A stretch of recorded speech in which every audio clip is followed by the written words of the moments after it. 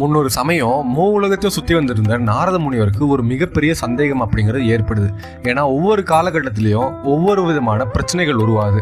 அந்த பிரச்சனைக்கு ஒவ்வொரு தீர்வுகள் உருவாகுது. அப்படி அந்த பிரச்சனைகள் ஏன் உருவாகணும், அதுக்கான தீர்வுகள் எப்படி வரணும்? ஒரு காலகட்டத்தில் உருவாகிற பிரச்சனையும் இன்னொரு காலகட்டத்தில் உருவான பிரச்சனையும் ஒரே மாதிரி இருக்கிறது இல்லை. அப்புறப்போ இதோட குணாதிசயங்கள் எப்படி வந்துச்சு, ஏன் இந்த மாதிரி பிரச்சனை வர்றதுக்கான காரணமாகவும் இருக்குது, அதை தீர்த்து வைக்கிறதுக்கு அந்த இறைவனே வந்து அவதாரம் எடுத்து வராரு இப்படிங்கிறது அவருக்கு பயங்கரமான கேள்வி வருது. இந்த கேள்விகள்லாம் விடை தெரியணும் அப்படின்னா நம்ம வந்து இது எல்லாத்தையுமே படைச்ச பிரம்மதேவன்ட்ட தான் போகணும்னு சொல்லி அவர் நேராக பிரம்மலோகத்துக்கு போறாரு. அங்க பிரம்மனை பார்த்து வணங்குறாரு. பிரம்மனை பார்த்து வணங்கின நாரதர் வந்து பிரம்மதேவனை பார்த்து கேட்கிறாரு, எனக்கு ஒரு மிகப்பெரிய சந்தேகம் ஏற்படுது, அதை நீங்க தான் தீர்த்து வைக்கணும் அப்படின்னு சொல்லி கேட்கிறாரு. அப்ப பிரம்மன் சொல்றாரு, நாரத முனிவரே, நீங்க பிரம்மலோகம் தேடி வந்திருக்கீங்க அப்படின்னா கண்டிப்பா அது மிகப்பெரிய சந்தேகமா தான் இருக்கும். அது மட்டும் இல்லாம நீங்க கேட்கக்கூடிய சந்தேகங்கள் எல்லாமே வந்து 4 பேருக்கு வந்து ஞானம் உபதேசிக்கும் விதமாகவும் இருக்கும். அப்படிங்கிறதுனால நீங்க கேட்குற கேள்விகள் எல்லாமே வந்து ரொம்ப முக்கியமானது. உங்களுக்கு என்ன சந்தேகம் அப்படிங்கிறது கேளுங்க அப்படின்னு சொல்லி பிரம்மதேவன் சொல்றாரு. அப்ப நாரத முனிவர் சொல்றாரு, இந்த பிரபஞ்சம் பூரா நான் சுத்தி வந்திருக்கேன். ஒவ்வொரு முறையும் ஒவ்வொரு விதமான பிரச்சனைகள் உருவாகுது. அந்த பிரச்சனைகள் வந்து ஒவ்வொரு குணாதிசயத்தினால வருது. அது ஏன் அப்படி வருது? ஒரு முறை உருவாகிற பிரச்சனையும் மறுமுறை உருவாகிற பிரச்சனையும் ஒரே மாதிரி இருக்கிறது இல்லை. ஒரு முறை ஒரு விஷயத்த வந்து பண்ணுறது வந்து சிறந்ததுன்னு சொல்கிறாங்க, மறுமுறை பார்க்குறப்போ அது சிறந்தது இல்லாமல் அதை விட இன்னொரு விஷயம் சிறந்ததுன்னு சொல்கிறாங்க. இது எதனால் வருது, எப்படி இந்த பிரச்சனைகள்லாம் உருவாகுது, இதை தீர்த்து வைக்கிறதுக்கு ஏன் அந்த மகாவிஷ்ணுவே அவதாரம் எடுத்து வராரு, இப்படிங்கிற மாதிரி எனக்கு பல கேள்விகள் வருது. இந்த பிரபஞ்சத்தை நீங்கள் எப்படி நிர்வாகம் பண்ணுறீங்க, எப்படி படைக்கிறீங்க அப்படிங்கிறத எனக்கு சொல்லணும் அப்படின்னு சொல்லி அவர் கேட்குறாரு. உடனே பிரம்மதேவனும் ரொம்ப பணிவா சொல்றாரு, அது ஒரு பெரிய விஷயமே கிடையாது, இந்த பிரபஞ்சத்தின் சிருஷ்டிக்கும் தொழிலை நான் தான் பண்ணிட்டு இருக்கேன். அப்படிங்கிறப்போ இதை படைச்சு அதை வந்து நிர்வகிக்கிறதும் நான் தான். அப்படிங்கிறதுனால நான் வந்து சில புருஷர்களை உருவாக்கியிருந்தேன். அந்த புருஷர்களோட உதவியால இந்த பிரபஞ்சத்தை பூரா நான் நிர்வகிச்சுட்டு இருக்கேன் அப்படின்னு சொல்லி அவர் சொல்றாரு. அப்ப அந்த புருஷர்கள்லாம் யாரு, அவங்களோட தத்துவங்கள் என்ன, அவங்க எப்படி வந்து எல்லாத்தையுமே நிர்வாகம் பண்றாங்க அப்படிங்கறத எனக்கு சொல்லணும்னு சொல்றாரு. பிரம்மதேவனும் சொல்ல ஆரம்பிக்கிறாரு.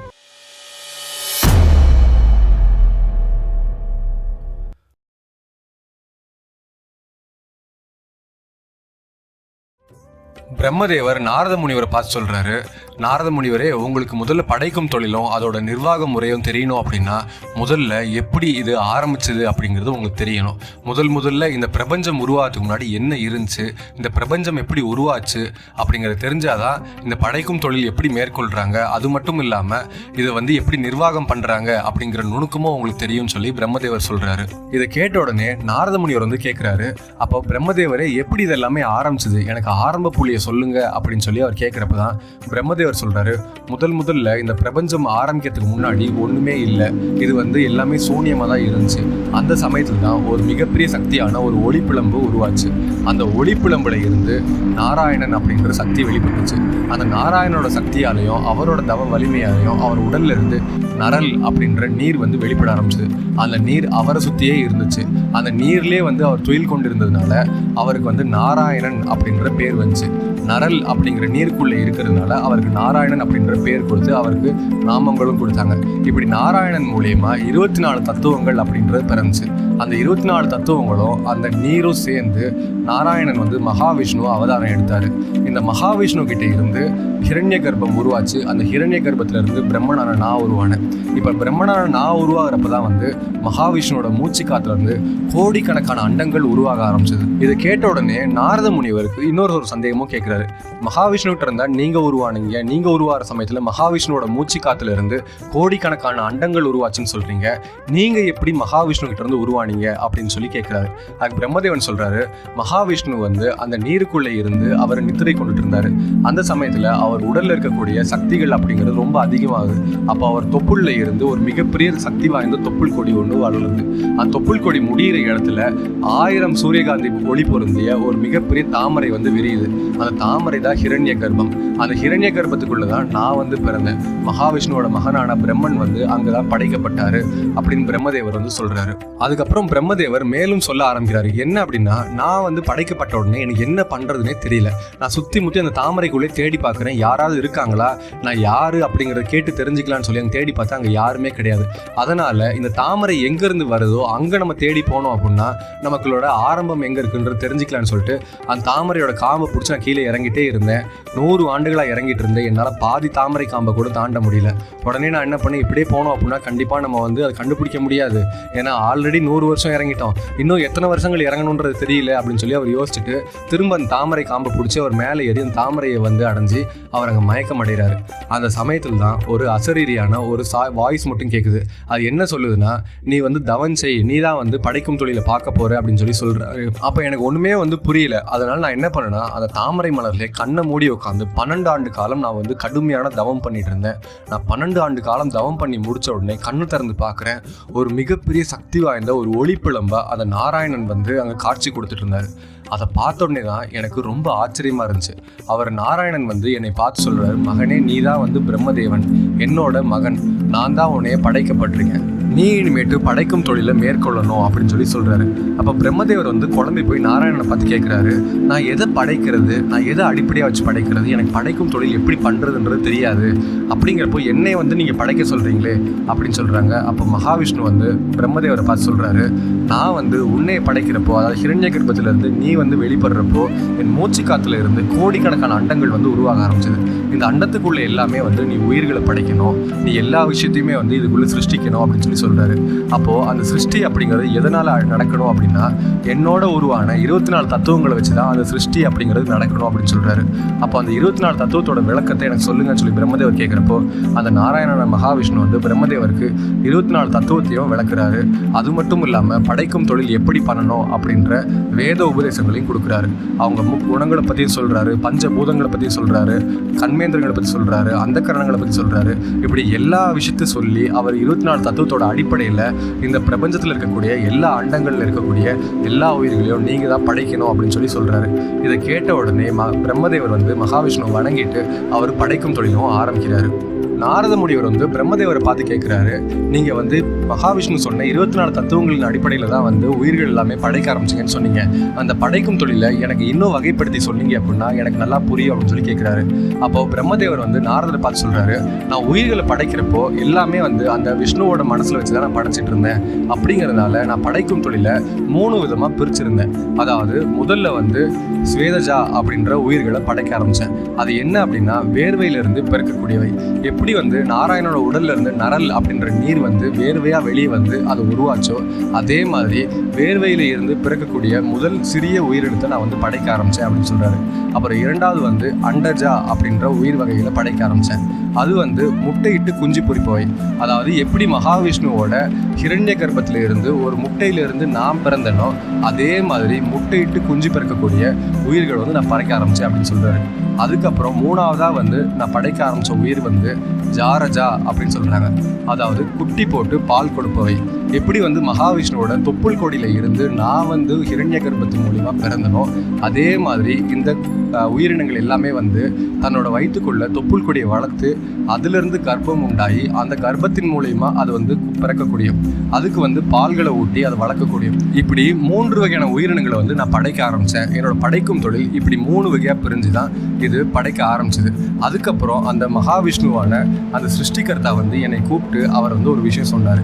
இந்த 3 வகையான உயிர்களை வந்து நீங்கள் எங்கே வந்து வைக்க போகிறீங்க, இதை வந்து நிர்வாகிக்கும் முறையை வந்து நீங்கள் தேர்ந்தெடுக்கணும் அப்படின்னு சொல்கிறப்ப தான் நான் வந்து மகாவிஷ்ணுவோட ஆணையின்படி 3 உலகங்களை உருவாக்கினேன்.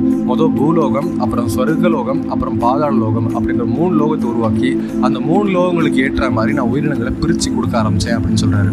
இப்படி 3 வகையான உயிர்களையும் 3 வகைப்படுத்தி நான் படைக்க ஆரம்பித்தாலும் அதுக்கப்புறம் என்ன நடந்துச்சு அப்படின்னா, எப்போவுமே வந்து பிரம்மத்தை மட்டுமே விரும்பிக்கிட்டு இருக்கிற பிரம்ம ரிஷிகள் வந்து என்னோட மூச்சு காத்துல இருந்து பிறக்க ஆரம்பித்தாங்க. அதுக்கப்புறம் சனகாதி முனிவர்கள் பிறந்தாங்க, அப்புறம் சகுன உபவாசர்கள் பிறந்தாங்க, அதுக்கப்புறம் சப்த ரிஷிகள் பிறந்தாங்க, அதுக்கப்புறம் மாரிச ரிஷி அப்படிங்கிறவங்க பிறந்தாங்க. அந்த மாரிச ரிஷியிலிருந்து தான் தேவர்கள், அசுரர்கள், மனிதர்கள் அப்படின்னு எல்லாருமே வந்து உருவாக ஆரம்பிச்சாங்க அப்படின்னு பிரம்மதேவர் சொல்றாரு. அது மட்டும் இல்லாம இது எல்லாமே வந்து இப்படி படைக்கப்பட்டிருந்தாலுமே வந்து இது எல்லாத்தையுமே நிர்வகிக்கிறதுக்கு நான் வந்து யோசிச்சுட்டு இருந்தேன். இது எப்படி நிர்வகிக்கலாம், இது எதன் அடிப்படையில் நிர்வகிக்க முடியும் அப்படின்னு சொல்லி நான் குழம்பி போய் இருந்தப்பதான் நான் மகாவிஷ்ணுகிட்ட போய் கேட்கிறேன், நான் வந்து படைக்கும் தொழிலை செஞ்சுட்டு இருக்கேன், ஆனா இது எல்லாமே வழி நடத்தி கொண்டு போகணும், இது எல்லாமே ஒரு ஆர்கனைஸ் ஆர்கனைஸாக நடக்கணும் அப்படின்னா இதை நிர்வகிக்கிற பொறுப்பு அப்படிங்கிறது ஒரு விஷயம் இருக்கணும். அந்த நிர்வாகம் எதன் அடிப்படையில் நடக்கணும், அந்த நிர்வாகத்தின் பொருட்டு எல்லாருமே பிரம்ம ஞானம் அடைகிற வழியும் வந்து கிடைக்கணும். அப்படி இருக்கிறப்போ அந்த நிர்வாகத்தை எதன் அடிப்படையில் நடத்தணும் அப்படின்ற ஒரு குழப்பம் எனக்கு ரொம்ப பெருசாகிடுச்சு. அதை எப்படி நான் கொண்டு போய் சேர்க்க போகிறேன்னு எனக்கு தெரியல அப்படின்னு சொல்லி பிரம்மதேவர் வந்து குழம்பி போய் நாராயண மகாவிஷ்ணுகிட்ட போய் பணிஞ்சு கேட்குறாரு. அப்போ மகாவிஷ்ணு சொல்கிறாங்க, பிரம்மதேவரே நீங்கள் கவலைப்படாதீங்க, என்னோட சொரூபமான 4 புருஷர்களை நான் உருவாக்கி தரேன். அந்த 4 புருஷர்களை வச்சு நீங்கள் வந்து இந்த அண்டத்தை மொத்தமாக நிர்வாகம் பண்ணுங்க அப்படின்னு சொல்கிறாரு. அந்த 4 புருஷர்கள் தான் 4 யுகங்களாக மாறினாங்க. அதில் முதல்ல வெளிப்பட்டது வந்து கிருத புருஷன் சொல்லலாம், இல்லை சத்திய புருஷன் சொல்லலாம். இரண்டாவதாக வெளிப்பட்டது வந்து திரேதா புருஷன். மூன்றாவதாக வெளிப்பட்டது துவாபர புருஷன். நான்காவதாக வெளிப்பட்டது கலி புருஷன். இப்படி 4 புருஷர்களுக்கு 4 விதமான குணாதிசயங்கள் இருந்துச்சு. 4 புருஷர்களுக்கும் 4 விதமான ஆயுட்காலங்கள் அப்படின்றது இருந்துச்சு. அப்படிங்கிறதுனால அந்த புருஷர்களுக்கு மகாவிஷ்ணு சொன்ன வழிப்படி அவங்க நிர்வாகத்தை ஆரம்பிச்சாங்க. அப்படி இருக்கிறப்போ முதல்ல உருவான அந்த புருஷன் வந்து கிருத புருஷன் அப்படின்னு சொல்லலாம், இல்லை சத்திய புருஷன் சொல்லலாம். இந்த கிருத புருஷன் அப்படின்னு சொல்லக்கூடிய அந்த சத்திய புருஷனோட குணாதிசயங்கள் என்ன அப்படிங்கிறது நீங்கள் என்கிட்ட கேட்பீங்கன்னு எனக்கு தெரியும். அது என்ன அப்படிங்கிறத நான் சொல்ல ஆரம்பிக்கிறேன்னு சொல்லி பிரம்மதேவர் திரும்ப வந்து சொல்ல ஆரம்பிக்கிறாரு. என்ன அப்படின்னா, முதல்ல உருவான சத்திய புருஷன் வந்து அவரோட குணத்தை பார்த்தோம் அப்படின்னா அது என்னையை பார்த்தா மாதிரியே இருக்கும். ஏன் அப்படின்னா அவர் வந்து நேர்மையான நடத்தை கொண்டவராக இருப்பார்.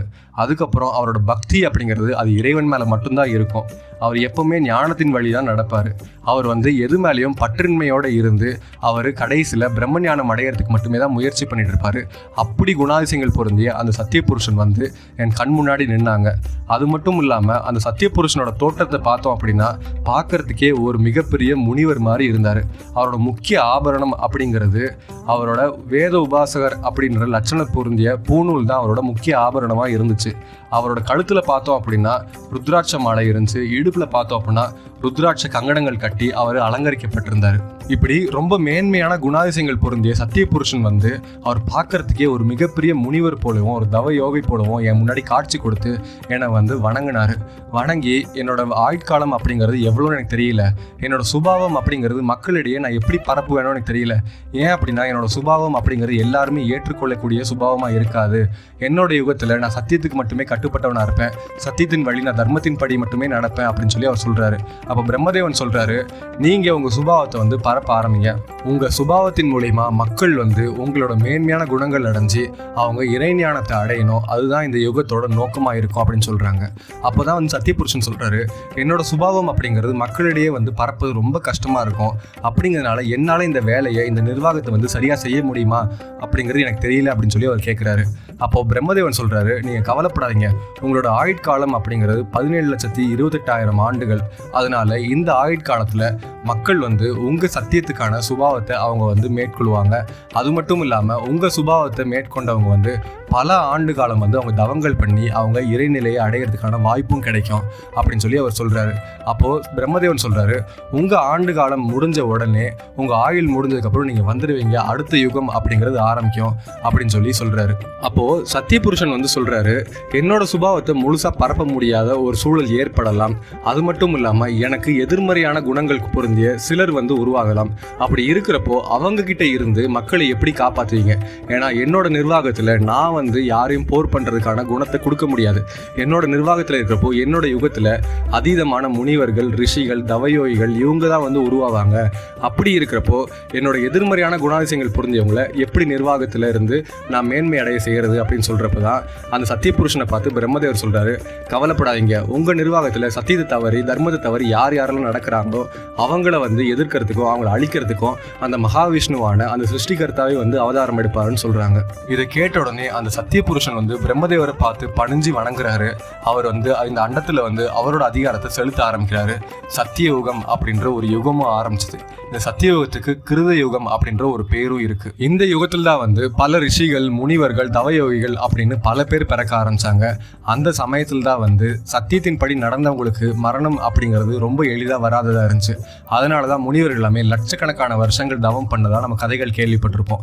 இந்த சத்தியயுகத்தில் வந்து தர்மத்தின் படி நடக்காம அதர்மத்தின் படி நடக்கிற ராட்சசர்களோ அசுரர்களோ நிறைய பேர் வந்து உருவானாங்க. அதில் வந்து அந்த ராட்சசர்களையும் அசுரர்களையும் அழிக்கிறதுக்காக அந்த மகாவிஷ்ணு பல அவதாரங்கள் எடுத்தாங்க. அதில் இரண்யாட்சன் அப்படின்ற அசுரன் அழிக்கிறதுக்கு வராக அவதாரம் அப்படின்ற அவதாரம் எடுத்தார். இரண்யகசிபு அப்படின்ற அசுரன் அழிக்கிறதுக்கு நரசிம்ம அவதாரம் அப்படின்ற அவதாரம் எடுத்தார். அசுரர்களும் தேவர்களும் சேர்ந்து மேருமலையை கடையிறதுக்கும் தேவர்களுக்கு வந்து அமிர்தம் அப்படின்ற வரப்பிரசாதம் கிடைக்கணும் அப்படிங்கிறதுக்காக மகாவிஷ்ணு கூர்ம அவதாரம் எடுத்தார். அதே சமயத்தில் அசுரனான மகாபலி சக்கரவர்த்தியோட அகங்காரத்தை ஒழிக்கிறதுக்கு மகாவிஷ்ணு வாமன அவதாரம் எடுத்தார். அது மட்டும் இல்லாமல் இந்த அண்டசராசத்துலேருந்து பேரழிவுலேருந்து காப்பாற்றுறதுக்கு மச்ச அவதாரம் எடுத்தாங்க. இப்படி ஒவ்வொரு யுகம் முடிகிற காலகட்டத்தில் மகாவிஷ்ணு வந்து ஒரு மிகப்பெரிய பிரளயத்தை உருவாக்குவார். அந்த பிரளயத்தில் இருந்து அந்த யுகத்தில் யார் சத்தியத்தையும் நீதியும் நேர்மையும் அந்த யுகத்தோட குணத்தை வந்து யார் வந்து மேற்கொண்டிருந்தாங்களோ அவங்கள வந்து காப்பாற்றி அவர் வந்து அருள் பாலிச்சிட்டு இருந்தார். இப்படி இந்த அண்டத்தோட முதல் அதிகாரியாகவும் நிர்வாகியாகவும் வந்தவர் தான் வந்து சத்திய புருஷன் அப்படின்னு சொல்லக்கூடிய கிருத புருஷன். இவரால் கிருதயுகம் அப்படின்னு சொல்லக்கூடிய சத்தியயுகம் அப்படிங்கிறது தோன்றுச்சு அப்படின்னு சொல்லி பிரம்மதேவர் வந்து நாரத முனிவருக்கு உபதேசம் பண்ணுறாரு. அப்போ நாரத முனிவர் வந்து கேட்குறாரு, அப்போ இந்த சத்தியயுகத்தோட ஆயுள் அப்படிங்கிறது நீங்கள் சொன்ன மாதிரியே 17,28,000 ஆண்டுகள் சொல்கிறீங்க. இது முடிஞ்சதுக்கப்புறம் என்ன ஆச்சு, இதுக்கப்புறம் யாரோட ஆட்சி அப்படிங்கிறது உருவாச்சு அப்படிங்கிறது எனக்கு சொல்லணும் அப்படின்னு சொல்லி கேட்குறாரு. அப்போ பிரம்மதேவர் வந்து நாரத முனிவர் பார்த்து சொல்கிறாரு, சத்திய புருஷனோட ஆட்சி காலம் முடிஞ்ச உடனே சத்தியயுகம் அப்படிங்கிறது முடிஞ்சிடும். அதுக்கப்புறம் திரேதா புருஷன் அப்படிங்கிற புருஷனோட ஆட்சி காலம் ஆரம்பிக்கும் அப்படின்னு சொல்றாரு. அப்போ நாரத முனிவர் வந்து பிரம்மரை பார்த்து கேட்கிறாரு, அப்போ அந்த திரேதா புருஷனோட குணங்களும் அவரோட அவதார லட்சணங்களும் எனக்கு சொல்லுங்க, அவரோட யுகம் எப்படி இருக்கும் அப்படிங்கிற விளக்குங்கன்னு சொல்றாரு. இந்த சத்தியயுகம் அப்படின்ற யுகம் முடிஞ்ச உடனே திரேதா யுகம் அப்படின்ற யுகம் ஆரம்பிக்கும். அந்த திரேதா யுகத்தை நிர்வகிக்கக்கூடியவர் தான் வந்து திரேதா புருஷன். அந்த திரேதா புருஷனோட குணங்களை பத்தி தெரியணும், அவரோட யுகத்துல எப்படி வந்து சாராம்சங்கள் இருக்கும், அங்க மக்கள் எப்படி இருப்பாங்க, அந்த யுகத்துல தர்மத்தின் படி நடக்காதவங்களை அழிக்கிறதுக்கு மகாவிஷ்ணு என்ன அவதாரம் எடுத்தாரு, இது மாதிரி பல விதமான கேள்விகள் இருந்துச்சு அப்படின்னா இதோட பார்ட் 2 வீடியோவில் அதை பற்றி ஃபுல்லாக டீட்டெயிலாக பேசலாம். இந்த மாதிரி சுவாரஸ்யமான கதைகளை நீங்கள் புத்தகம் மூலியமா படிக்கணும் அப்படின்னா அதுக்கான புக்கோட லிங்க் வந்து டிஸ்கிரிப்ஷனில் இருக்குது, நீங்கள் வாங்கி படிக்கலாம். இந்த மாதிரி சுவாரஸ்யமான புராண கதைகளுக்கு நம்ம ஏல் சேனலை சப்ஸ்கிரைப் பண்ணுங்கள். இந்த வீடியோ பிடிச்சிருந்துச்சுன்னா ஒரு லைக்கை போடுங்க, உங்கள் கருத்துக்கள் என்ன அப்படிங்கிற கமெண்ட் செக்ஷன் லீவ் பண்ணுங்கள். அப்படியே மறக்காமல் இந்த வீடியோ உங்கள் ஃப்ரெண்ட்ஸ் அண்ட் ஃபேமிலிக்கு ஷேர் பண்ணுங்கள்.